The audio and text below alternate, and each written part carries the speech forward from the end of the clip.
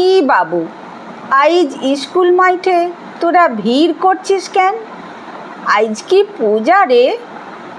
ভিড়ের মধ্যে থেকে বেরিয়ে আসা টাকমাথা 50 চোয়াল ফাঁক করে হাসে। পুজো নয় রে বোকা, আজ যে স্বাধীনতা দিবস। স্বাধীনতা?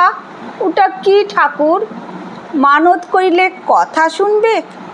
খেঁকিয়ে ওঠেন কেউকেটা ভদ্রলোক। ওরে গাধা, স্বাধীনতা কোনো ঠাকুর নয় রে।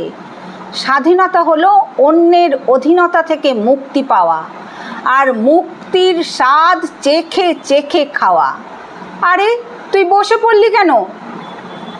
ওই যে তুই বললি খাওয়ার কথা, দে দিগিনি। 3 দিন পেট ভইরে খাই নাই রে, দে না খাইতে।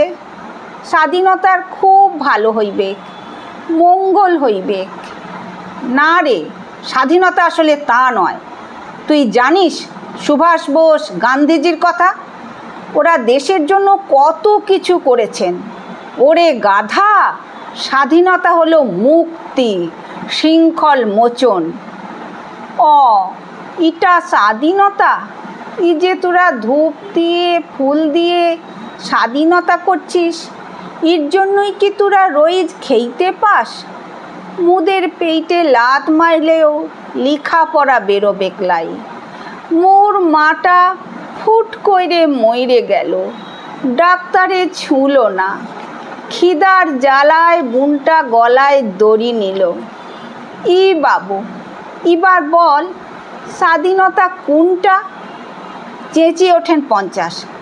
বেটা মূর্খ, ওই যে রান্না হচ্ছে খিচুড়ি, ওটাই স্বাধীনতা। ওটা স্বাধীনতা? তা হইলে মুখে একটু বেশিই দে। ভাই খাবে, বাপটা খাবে, আর তোরা রোজ স্বাধীনতা কর। আমরা তাইলে রোজ খেইতে পাবো।